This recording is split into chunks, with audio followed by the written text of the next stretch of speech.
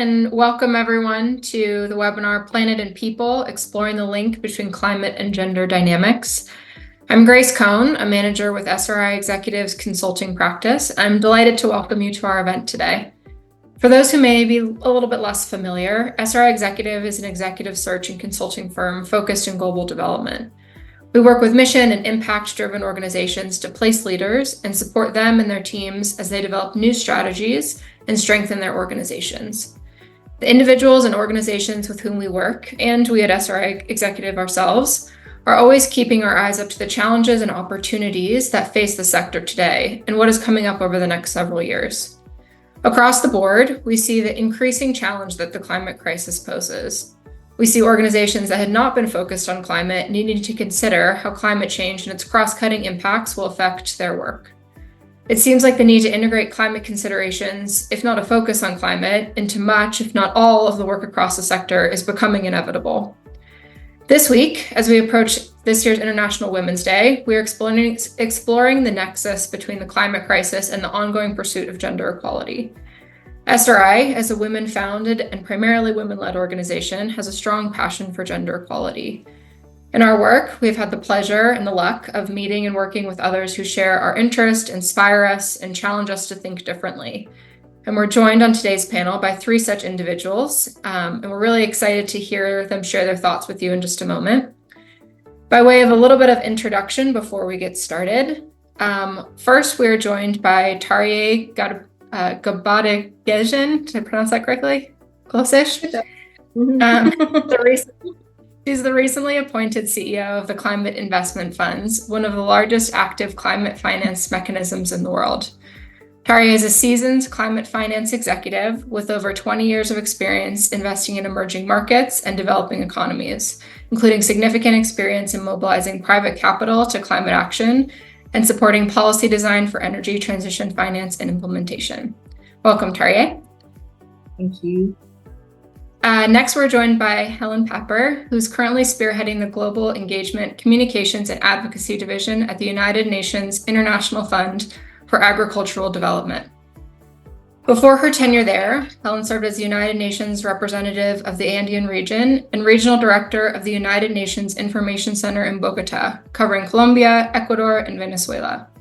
She brings 20 years of leadership experience across the humanitarian development peace nexus and has directly influenced and addressed critical issues at the nexus of climate change, access to basic services, and gender inequity. Helen, thanks for being here today.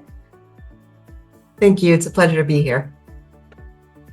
And finally, we're joined by Carolina Trevelli Avila, the former Minister of Development and Social Inclusion of Peru, a position she held from 2011 to 2013. She is currently a principal investigator at the Institute of Peruvian Studies and a consultant for various international organizations. She's a Peruvian economist specializing in poverty, social policies, and rural development. Welcome, Carolina.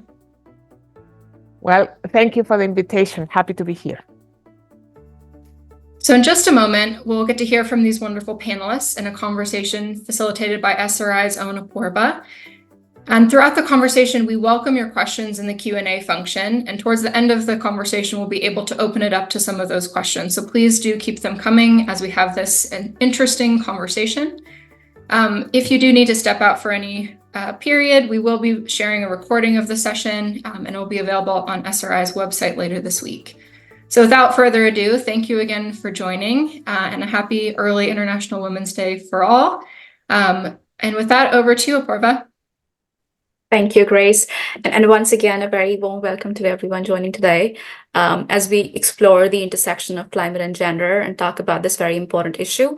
I think climate change, and just to set a bit of context before I pass on to the panelists and pose questions, climate change stands as one of the most pressing challenges, as Grace highlighted, and we all know, with far-reaching impacts spanning ecosystems, economies, and societies worldwide. And yet, I think within this intricate web of climate-related challenges, there is a crucial dimension which is somewhat overlooked, and we're talking about that today, gender. Throughout this webinar, we'll navigate the key themes, including understanding the vulnerabilities in populations which are vulnerable, promoting resilience and adaptation, enhancing participation and leadership, and driving actions and collaborations. As we explore this link, let us remain mindful of the urgency and interconnectedness of the climate and gender issues. And together, let us engage in dialogue and share insights and catalyze action towards more just and resilient future for all. And with that, I'd like to kind of start without further ado with the questions that we have set for our panelists today and gain their expert insights. And to start with the first one, and very basics as well, I think I'd pose this question, which is, why is it important to promote the gender and climate intersection and put resources towards it? And perhaps what are the key emerging intersections and specific areas in the conversation right now, which all three of you feel are really, really important? And in no particular order, let me pose this to perhaps Helen first. And please chime in and we'll take the conversation from there. Over to you, Helen. Thanks. And thanks for the great question. Yeah, indeed, gender and climate are very much interlinked, but it doesn't necessarily come as obvious to the people that we've spoken to member states, across multilaterals, but there's a growing recognition of the fact that we cannot address sustainable development, and we cannot address the biggest challenges we face today, notably climate change, if we don't address the gender gap. And why is that? Well, the gender and climate are crucial for several compelling reasons. Investing in women's resilience yields multiple benefits, from enhanced food security to sustainable resource management. We have to understand that women make up almost half of the world's agricultural workforce. And why am I talking about agriculture? Because the communities that bear the brunt right now of climate change are rural communities. And these rural communities are busy feeding the planet. As a matter of fact, a third of small-scale farmers feed a third of our planet. And so they bear a tremendous responsibility, but they're faced with climate change, climate adaptation, and the need to be able to address that very quickly. And in the work that we see on the ground, women are powerful agents of change in the face of climate change. They're the custodians of biodiversity. Their involvement in sustainable farming practices can help preserve biodiversity, which is essential for resilient ecosystems' adaptation to climate change. Gender equality here is absolutely crucial for enhancing climate change adaptation effectiveness, with rural women constituting 45% of the agricultural labor force in developing countries, and in some regions up to 70% for specific crops and livestock. It follows that supporting climate change adaptation of women as well as men is crucial to protect food security and nutrition. And so it's extremely important to understand that the two are interconnected. To entangle the nexus, though, between gender equalities, inequalities, and climate change, to do better and different things, we need to do things differently. We need to start really embedding how gender is understood in climate adaptation practices, making sure that women have access to the financing mechanisms that enable them to address climate change. Without women participating actively in climate adaptation practices, we're losing half of a population that is busy needing to try to feed themselves to be able to feed the world. So there is an obvious intersection that needs to be now specifically entered and thought of differently when we develop programs and projects on the ground. And that includes innovative practices. And I think we're going to get into that in the next part of this panel. But we have innovation at our fingertips that allow us to ensure that women have access to the funding that they need, but also have a voice, are given a voice to be able to specifically talk about what they need specifically to be able to better address climate adaptation, to be agents of change. And that includes for them to be engaged, for them to participate. And thanks to innovative technology, now we can capture these needs. We can engage women in speaking directly in the most rural and in the most remote areas of the world to specifically talk about what their challenges are, but also the specific knowledge that they're bringing to the table, and to ensure that that becomes part of a global community of knowledge sharing,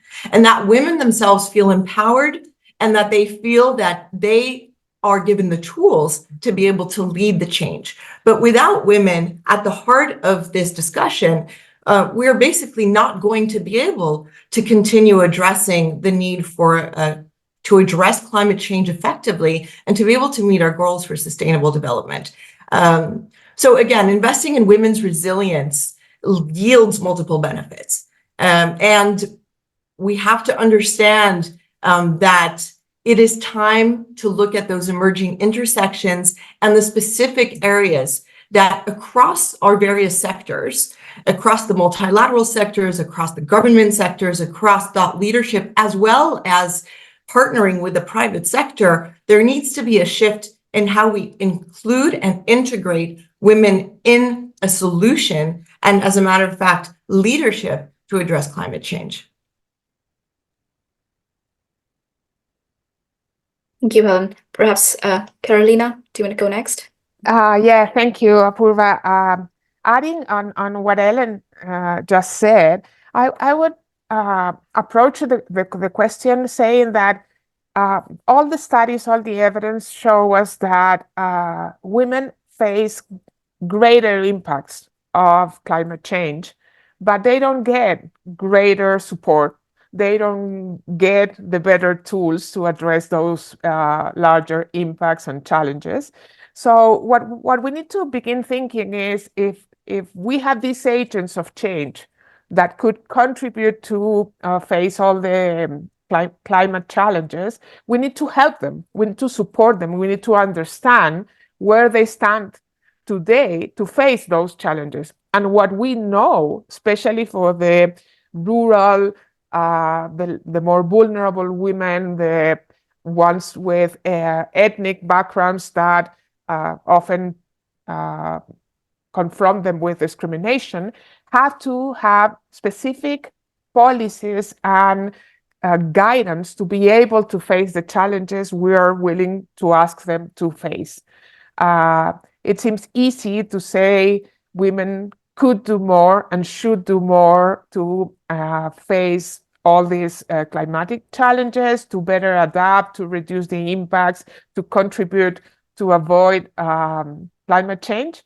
But we don't provide them with the right tools, with the right empowerment, with the right voice to address those challenges. So recognizing that most women who has this potential to impact positively in our way forward facing these climatic challenges implies that we get the commitment to really address their initial conditions, to provide them with the right instruments, which is not provide them only with more tasks to do, because they don't have time. They are already working full time. So we need to improve the way in which they are able to face these challenges, recognizing their potential, but also the larger impacts they are facing and the worst initial conditions. So that would be for me the setting to open the conversation what we could do, because today technology, new opportunities arise that will allow us to provide better tools, better ways to fulfill that enormous potential women have to address these large challenges together with the climate change. Thank you. Over to you, Tarye. Oh, thank you, Apurva. It's been very interesting to hear the other panelists, and there have been some very cogent points that I would like to underscore, and then sort of link some of this to climate finance, which is the world that a few of us are operating in, as well, and then tie back to sort of broader infrastructure and, you know, women in energy infrastructure and the like. What has been mentioned earlier has been the issue of food security and other forms of impact on women in respect of climate challenges. And the heart of the issue is that adaptation and the building of resilience is one of the fundamental pillars of climate action. It is the pillar of climate action that affects women the most, as many of our panelists have said. But adaptation is the hardest limb at this stage to finance. And it is the most obscure in respect of the discipline or the instrument space or the sector space in respect of climate finance. And there's a lot of work that needs to be done in this space, and it is where gender is central and the nexus is most pronounced. I think some of the points earlier mentioned in respect of food security, but also health. There's a big link between adaptation, resilience, climate events, and health from very practical standpoints, and sort of bringing some of these points home. When there are major climate events, be it hurricanes, storms, droughts, and the like, the key areas that are hit are the food links. So oftentimes food can't get around, food gets spoiled. A lot of women are involved in those areas. And as a result, livelihoods crash, but they also are responsible for the home. And suddenly they're not able to get food for the home. Then there's the issue of health, lack of access to healthcare. Women are pregnant, women have families. And you have this sort of interconnectedness. I love that word also that was used earlier, interconnectedness of events that take place when there are large-scale, high-impact climate events. But then there's adaptation that is slow and painful. Some of that is things like water security, slowly receding riverbeds, and slowly receding climate impacts that, again, are impacting women.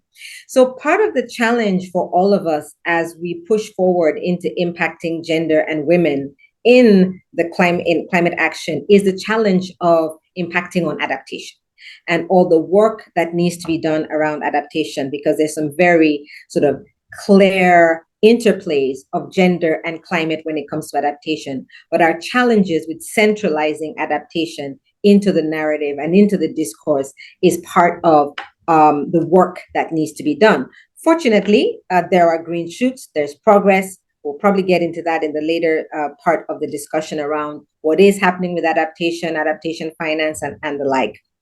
And so we should probably keep that in a parenthesis in terms of how do we start financing these type of areas? How do we start getting folks to think about adaptation and gender more centrally as they're thinking about projects, as they're thinking about putting investments together or programs together that are in the climate action universe. Touching on infrastructure and renewable energy and capital, while indeed the large-scale sort of impacting millions and millions of women is going to take place through the adaptation vein, the mitigation vein in respect of renewable energy and infrastructure also has relevance for women in respect of how women can having women more active in these sectors, as whether it's sponsors or financiers or beneficiaries of products, will make these products more useful for women and really brings that agency of women into the energy transition world. And so a lot of work I would like to see a lot more work in terms of capital going to women-led organizations that are delivering on energy solutions, more capital going to women-led fund managers. Bringing women to the center of leadership implies giving them capital and giving them power.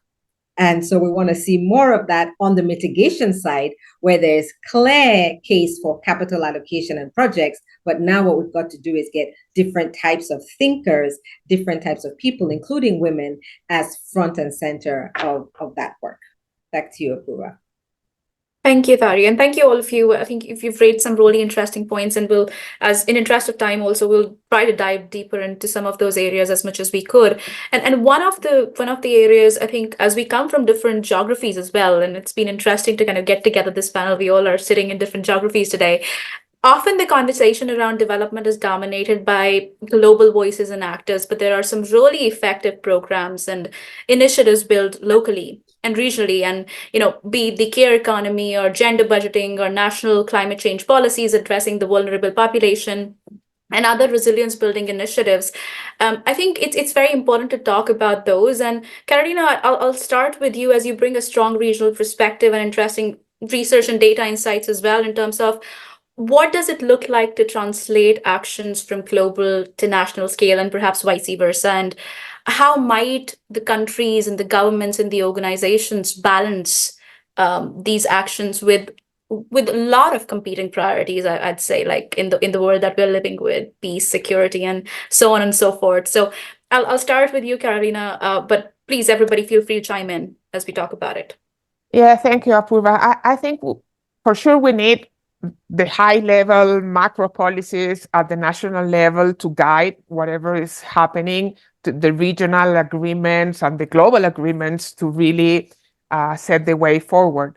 But what we really need to do also is to address what women are doing and what women are capable of doing within these national, regional, global policies.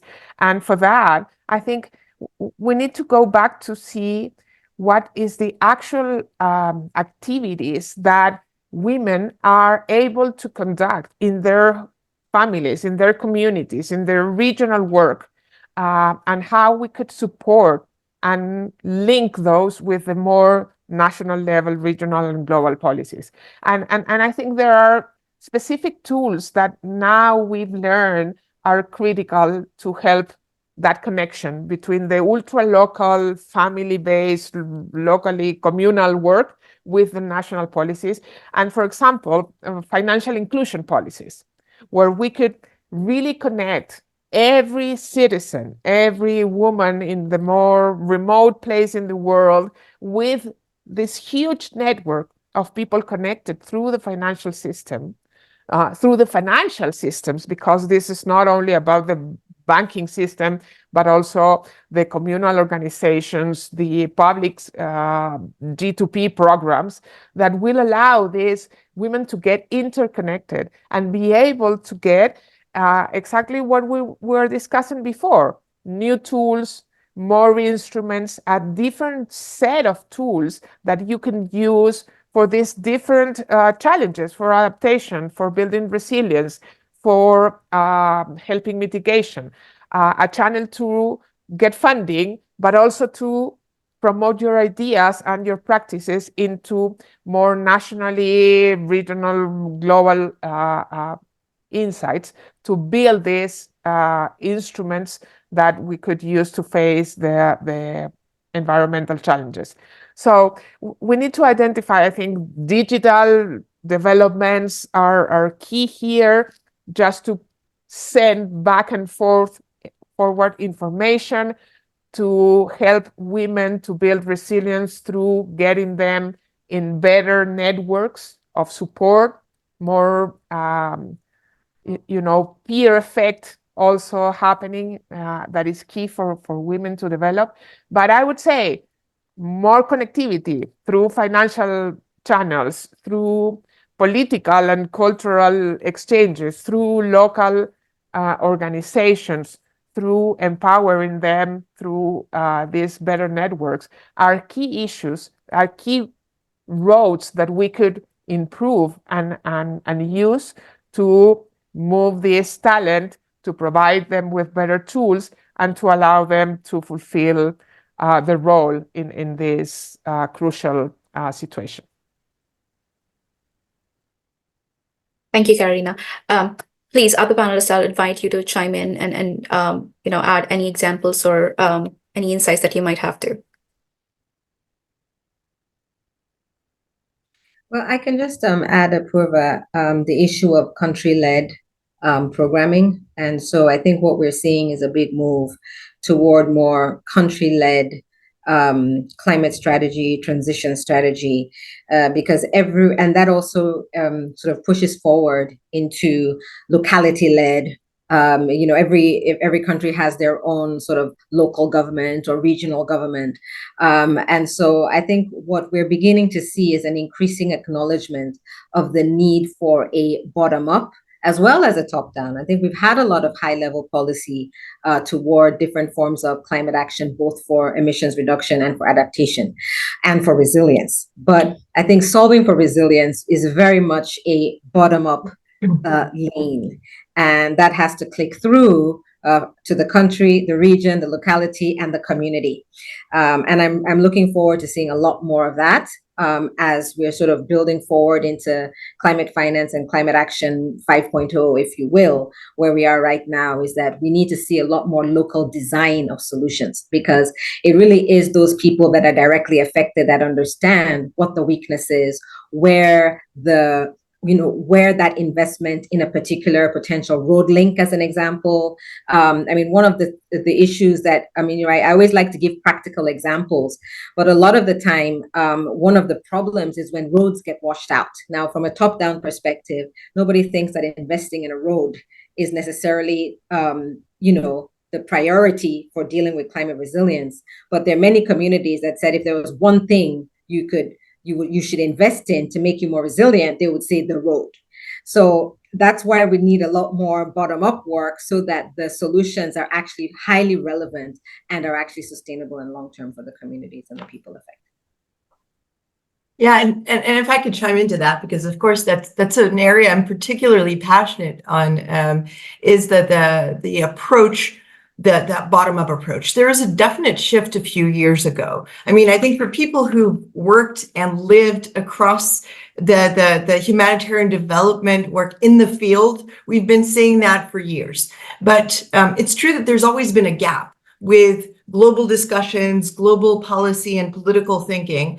And that gap, I think people from the field have always been saying, wait, you need to look at local realities before you make global decisions.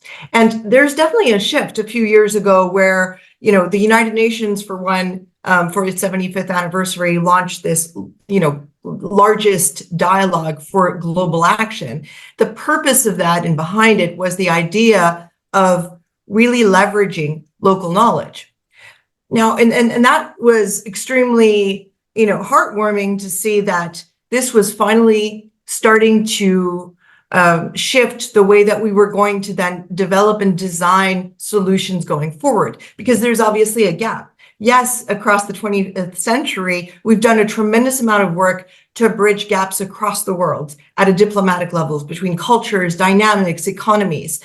But something hasn't completely worked. If not, we wouldn't be where we are today in terms of sustainability and sustainable development.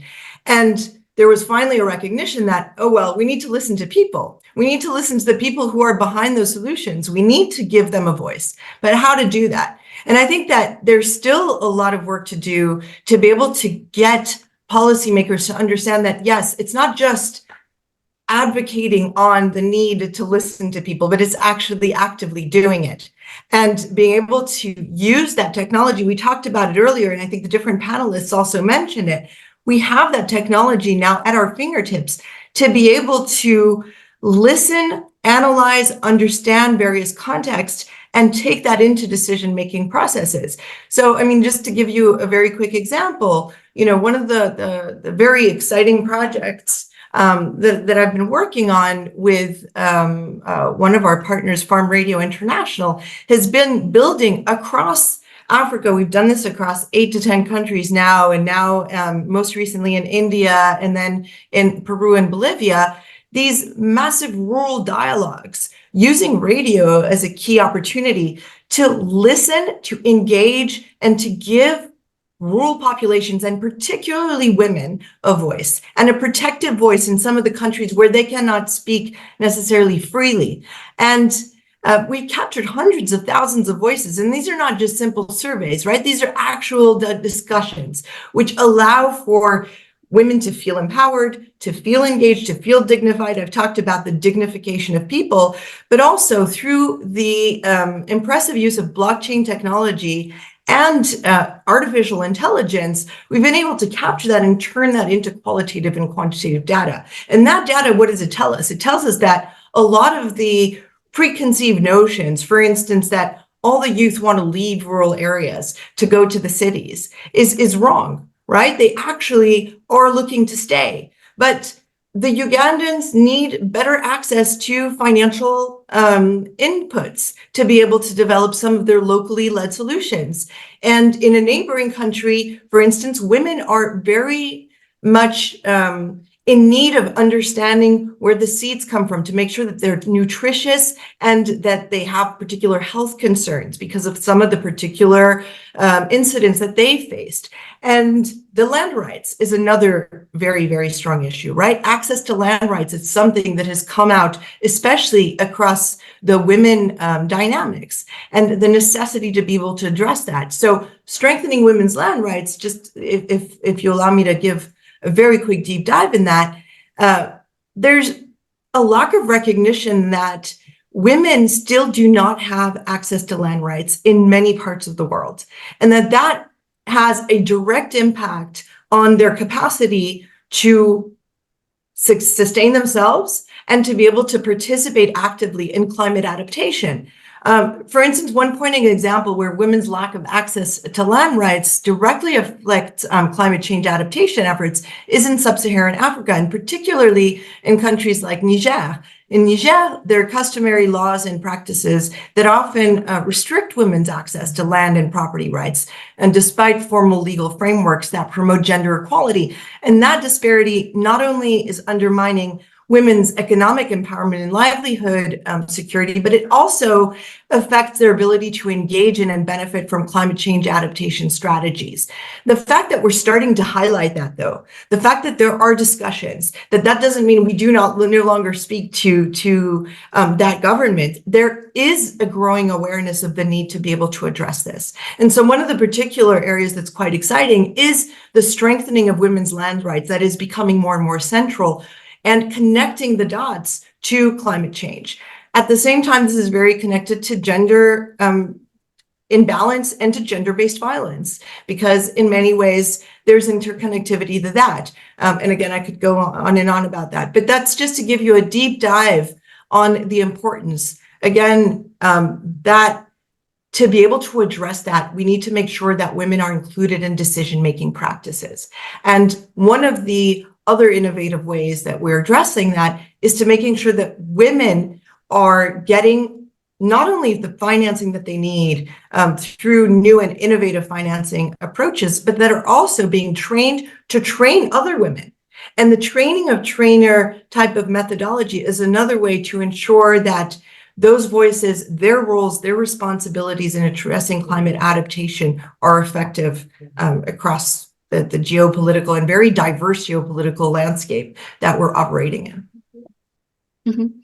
Thank you. And again, some very interesting points raised. And just shifting a gear a little bit, and a lot of you have already kind of pointed towards it, like the financing, the funding, and the mechanisms that are used. And we constantly also hear about how funding and financing will be critical enablers to turn the tide on climate change and perhaps the intersectioning issues. So as more funding is solicited by funding agencies and governments and the CSOs and the NGOs, I think I'd start by posing this question to you, Tharia, since you come from that ecosystem, more closely looking at that. How can gender responsive budgeting be integrated into climate finance mechanisms and to ensure the beneficiaries are women and marginalized groups as well? And what ways I think can international donors and other banks and the people who fund these initiatives have the gender considerations into the programs and strategies more than they have right now? Right. So I'll preface my comment by saying that I think every project, every program is fraught with checklists and rules and all kinds of documentation that is really driving everyone kind of, people are getting a bit overwhelmed and fatigued by all the data. I mean, if you just think about the EU taxonomy and all the data that has to be collected and managed down the entire chain to meet sustainability criteria, there is a tremendous level of fatigue, and it's not going away, right? So the reality is that what doesn't get measured, doesn't get done, and so the world is really moving toward excess data collection across the chain. And that's not necessarily a bad thing, but the reality is that we do have to come up with a means to measure and manage and integrate equitably multiple considerations without making it such a burden that, everyone decides to pause or down tools and watch. And so I just want to preface my comment for more of that with an acknowledgement that there is really a lot of content that financial investors, donors, agencies are requiring from projects and sponsors and organizations to meet multiple requirements across E, S, G, climate, emissions, adaptation, et cetera, in our world these days. However, the reality that mainstreaming gender through the inclusion of sort of frameworks and lenses for assessments is going to be critical. Because if there isn't that training and that framing for how to strategically and more deliberately cover women through your process, then we're not going to progress. However, I would like to highlight a very successful method, or if you can say it, a framework, which was really the Equators Principle, which everyone sort of speaks about, as if it's always been around. But I mean, for about 40 years ago, we didn't have the Equators Principles. And what has happened over the years is the use of the Equators Principles in an ESG format. It's been really more for environmental and social. And what was great about it was that even if within a certain set, outside a certain set of high risk content, the program or the sponsor didn't necessarily have to meet all the ES or G requirements, but it would be afterward that you would have an ES and G program. It was called an environmental social management plan. And, it was worked through the years of whether it was the investment or the program to make sure that you were meeting metrics, or you were measuring them, or you were getting help, or you were checking through them. And I think gender is very similar to this, in that I don't think it's going to help if we say, well, your project has to meet all of these gender criteria, or everything we do has to meet all these gender criteria before we do anything, because, we've got to be more effective. Financial institutions, DFIs, MDBs, donors, philanthropies need to be more effective. And by creating more gates and more check boxes, we may not be more effective. But I think it is important to have gender frameworks, gender lenses, different forms of tools and criteria that we can give to the various interfaces and say, have you done an assessment of how either your product is going to affect women? If you're doing a project that has adaptation links, resilience links, to what extent can you strategically or more deliberately find a way to serve women? And if that is not immediately evident, then how can you integrate this as part of your management system? Because there's no reason why the gender principles shouldn't become like the Equator Principles, where it effectively is part of a DNA, and everyone is effectively using it, and therefore it then becomes sort of integrated into the system. So I think it's important to have that, and I would give you a practical example of how this can be affected. So one of the programs that is actually a fund is a platform for energy access. Energy access is actually a very interesting overlay with adaptation, and has lots of direct linkages to gender, because of many of the points that Helen mentioned. For example, you have so many women working in agriculture. A lot of challenges with agriculture and irrigation actually stem from energy and energy access. So one of the great ways you can impact women's resilience is through energy access. And so one of the funds I was involved in actually built out an energy access platform and has worked with the African Development Bank and some of the donor agencies to design a gender lens and adaptation lens framework to go to sponsors as they're building out mini grids and off-grid solutions. And so the trick is, the sponsor goes into a community, they're building out an energy access solution, and they are to engage with women and find out, what product do you farm that needs to be processed, or that we can do something to basically provide you energy for drying and processing so that your livelihood can be improved, but also your resilience is enhanced. Now, if they only find 10% of the agricultural produce being produced by women unlikely, then fine, all they got was 10%. As you're evolving, can you get your numbers up? But what we're finding is that there's lots of ways to impact women once that lens is applied and you ask a sponsor. Many of them have already started working on it. Many of them don't even know they can measure it and they can report it, right?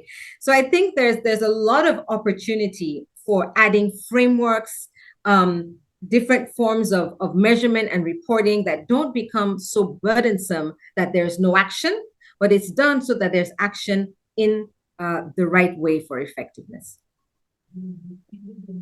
Let me add on that with a simple example based on financial inclusion practices. We began in the financial inclusion world thinking about how to provide credit for women so they could improve their livelihoods and improve their lives. But women are very reluctant to take credit if they don't have a very good project, because it's assuming a lot of risk and a lot of responsibility that could endanger your asset base. So what we learned through the years is that for most women, it was better to begin the financial inclusion journey through savings, which is slower, but it's safer. You can do it at your own pace. And then we adding a bit of technology and this connectivity that financial inclusion provides to women, we learned that one very useful feature to help resilience for women is the use of electronic transfers, because when you face a shock, the first resource women have is their family and friends and relatives that live in some other places of the country, the region, or towns. So if you are connected with them, they could help you as well as you could help them when they need it. So that's a simple thing. Nobody began the financial inclusion ideas based on promoting transfers between regions. But now that we know that the financial behavior of women is key to address in better ways climate shocks, now that is a key feature that we need to enhance, because that is not the same for men. When men face a climate shock, they go to the lender, the bank, the microfinancial institution to obtain some resources and face the consequences of the shocks. Women don't have that same action, and they do some other things. If they are well connected, they could address the shock perfectly fine. So financial inclusion was never intended to solve that problem, but is addressing one of these gender challenges. So having this gender lens through everything we do, we will get more and more insights of what really works and how, using the things that we already know, we can do a lot better in supporting women to face climate change. Yeah, and I think what Carolina and Tari have just mentioned is and highlighted is the fact that gender and gender integration. We heard there's a gender fatigue, a fatigue of even talking about the word gender, because it's become such a tick the box exercise. So even in our organizations, people say, oh, we have to be gender compliant, and actually there's even a lack of understanding of what that means, even within our own particular areas where we work, let alone across countries, across governments, across societies. What does that point out to? That it's not just a tick the box exercise. Actually, a lot of it has to do with behavior change. And behavior change happens when you have communication, advocacy, education. All of that is the basis for action and for change. We also have to make sure that when we're addressing this fundamental need to bridge the gap on gender, that we clearly explain why it matters, right? The only way that anyone is going to pay attention, whether it's you on the screen or listening, or whether they're governments or various stakeholders, we're so busy. We are in a world that is constantly having to try to find its way, right? And we are confronted with, very, very important challenges today: rise in conflicts, migration, climate. Why are people going to stop and pay attention and actually put an effort in dealing with this necessity, this gap that we have, is when they finally understand why it matters to them. Why does it matter? How is this going to affect my survival? My survival today, my family's survival tomorrow, the future of our world. That is how we're going to get people to pay attention. So we have to, in some ways, continue. We have to have these spaces, and we have to continue amplifying that kind of messaging. And then at the same time, we have to move from advocacy to impact. And how do we do that? By highlighting some of the key solutions. We just heard some really impressive work that's being done in terms of access to energy, which is fundamental, but also understanding how that is interconnected to the access to health, to the access to be able to continue developing our world. I'll give you another example that I find particularly interesting, and it is a watershed rehabilitation project that we most recently work on. It's the Murat River Watershed Project, and it targets particularly women in remote mountain areas of eastern Turkey, and that enabling them to earn more income from agricultural production and reduce household expenditures and workload. And at the same time, it's helping mitigate the impact of environmental disasters such as flash floods, landslides, erosions. And that project encourages women to participate and ensure that 26 micro-catchment area plans mainstream gender issues in their development and implementation. And women throughout this project were encouraged to engage in horticulture activities, for instance, to participate in numerous training sessions on energy saving. The project actually established 410 hectares of orchards and 162 plastic tunnels for vegetable production, helping women increase their income by 60%. And that's just a very, very brief highlight of this project. And the reason I'm highlighting it is because by being able to address this at a micro level, this actually has a repercussion in terms of securing the capacity for these women to stay, to not have to migrate, to not have to leave, because when they do leave because of climate shocks, they become even more at risk, right? In terms of gender inequality, in terms of gender-based violence, and in terms of getting involved in conflict themselves, right? So it is really interconnected. And we have to make sure that through all of these discussions, we don't think in silos, that we understand the importance of interconnectivity for a stronger, sustainable pathway. Absolutely, and thank you all. And as we have last 10 minutes left, I'll try to kind of collate and all the questions from the audience and the last question and throw it perhaps more widely as well. We have Tina Attende from IFRC working in Haiti and currently based in Dominican Republic, and she was talking about the accountability and perhaps and that's one part of the last thing I'd like to throw out there and get your perspectives on is what more actions I think can the organizations take? What are the strategies that we can work on or perhaps amplify that will make it easier? Is it hiring more people? Is it hiring more specific kinds of leader, like perhaps more gender focused, climate focused, or both? As we're seeing, that's where we are going towards as well, and building collaboration. So I think more broadly, what more can we do in terms of the policies, strategies, holding people accountable, and what's your perspective? I think more to kind of hear from you of what do you think will help the most, and I throw it out there for all three of you to chime in.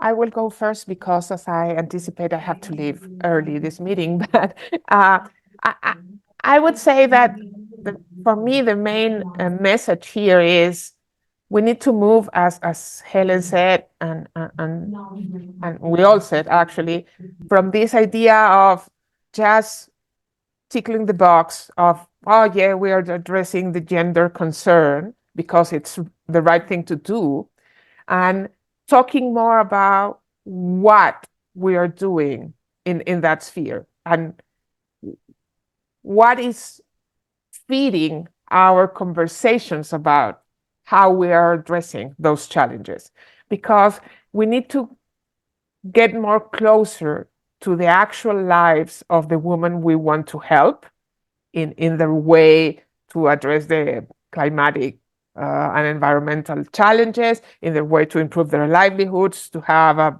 more resilience. And we need to really have their voices in our conversations. I think some of the times we get too technocratic and we find a great solution that, if not considering all the cultural norms and all the behavioral ways in which things happen, we are losing our time. We are fulfilling tons of pages with great ideas that will not work. And we don't have time for that. So I think we need to be smarter than that and go back to the basics, listen more, discuss more, talk to more people, have these issues in all conversations, especially in the conversations that are not about gender and climate. In the other conversations, how these things we are talking about have a gender consequence, could be impacting all these challenges. And I think in that way, we will be moving to the real sphere we want to intervene, and not to the formal sphere in which sometimes we are captured. And again, my apologies, I will have to run for my next meeting. Thank you, Carolina. Fully appreciate it. Okay, I'm happy to step in now. Please. Yeah, I think it's a tough question, because I think gender has been gender discussions, gender and climate. There is some level of fatigue. I like that point earlier. There's definitely quite a bit of fatigue, and for me, the easiest way to make an impact with all of this is really to hire more women, and to have more women in leadership, and to finance more women. That's the first starting point. And till today, there are still so many organizations, both allocators of capital, recipients of capital, for whether it's energy or adaptation or all of that, that still at the highest levels are still 10-20% women. In true decision-making roles, there's still very few women. And that's really the starting point. Because once you have that, you do have at least an increased awareness in terms of whether it's products, it's I think there's some level of fatigue in that there's some sense in the community that women are getting roles, and women are that it's almost been like the pendulum has been swung, and it hasn't been. It hasn't been. It hasn't been. And I think that's a really, really key starting point. I think it's important for financial institutions to go and look at how many women-led organizations they have financed, how many, and what you would notice when you do that is that the numbers aren't going to be as high as everyone thinks. And I think when you do that, once you got that done, then you can start having pretty healthy conversations about how to impact women more. So I think that's the first step. A second really, really helpful step is fieldwork. It is really incredible when you hear the stories, or even you have women who have been impacted by programs, and what women on the ground are able to achieve with seemingly small amounts, $10,000, $20,000, the number of people that are affected by some small micro loan or some small, the point again that Helen made about land rights, and a simple adjustment to policy within a certain enclave that enabled a woman have access to a small plot of land. And when they tell that story of the value of a land right and a $10,000 intervention, and how many people they're able to hire and how many people they're able to impact, it's a no-brainer for anyone in those organizations to say, I want 10,000 more of these stories. Right. And I think when those stories are crystallized, it no longer is a checking the box exercise. Now people can see what it does. So I actually think that the top level and the grassroots, those are the bookends for how we get more of this to happen. And one of the challenging things is that the target has always been at the middle. Let's get the investment officer to check more boxes. Let's, it's almost like you're pushing to where there's actually going to be the most friction and the most indifference, right? And so those are the places I would tackle. I think you're on mute. Sorry, I was muted. Yeah. To add to that, I can't underscore, you've said more. And the importance of field is also field experience. I think there's one thing that, in addition to hiring more women, making sure that women are part of leadership movements and conversations, it's also the fact that we need to make sure that people who get to the top decision-making levels actually have lived and breathed and worked in the field and have that experience as well, the most possible, right? Because again, understanding the importance of scaling up those micro local impacts and understanding how crucial that is to be able to affect global change, you can't understand it if you haven't lived it, right? I mean, I had the opportunity and the honor to live in, 4 years in Juba, in South Sudan, in Mali, in Afghanistan, in Iraq, in these places where we worked directly with communities, and they're the ones with the knowledge that brought so much and that enriched. And that is eye-opening, right? And it's understanding, witnessing that, and understanding that that knowledge needs to be brought up. Therefore, once you get to those leadership roles, making sure that that's the knowledge that is shared and that that's what guides decision making. And unfortunately, that gap is still there, right? It is often, it is rare. We're still in models where people who work in the field, practitioners in the field, belong in the field, and then politicians belong in political roles. But actually, I think there needs to be a lot more of cross-pollination. And that does not mean that politicians, political level thinkers, et cetera, don't have a role. They have a strategic role. What I'm saying is that those two need to be met. And actually, there could very well be, political leaders who have worked in the field and who bring that into the political realm, and vice versa, right? And so I think that's really important. And I think the one other thing that I would highlight is the importance of knowing what's out there, the importance of looking at innovative solutions that do exist, right? And understanding, again, that scaling up of the innovative solutions are actually going to be part of the global pathway forward, and not constantly reinventing the wheel. Right now we have, for instance, a really interesting fora called the Women's Climate Centers International, WCCI, and it's an initiative that I've just started looking into more specifically, that focuses on establishing climate centers led by and for women in vulnerable communities. And those centers aim to provide women with access to climate resilient agriculture training, to renewable energy technologies, to finance, enhancing their role in climate adaptation and mitigation. We've got climate smart agriculture technologies that are projects that are leveraging that technology to promote climate smart agricultural practices, accessible to, and beneficial to women farmers. I was speaking to a gentleman in Washington who set up an application called AgroMovil, that is specifically meant to support smallholder farmers and women in particular to know how they can access markets more easily to be able to sell their goods. There are solutions out there. There's gender and climate risk database that is right now growing, right, with efforts to compile and analyze gender disaggregated data on climate risks and impacts that are crucial for informed decision making.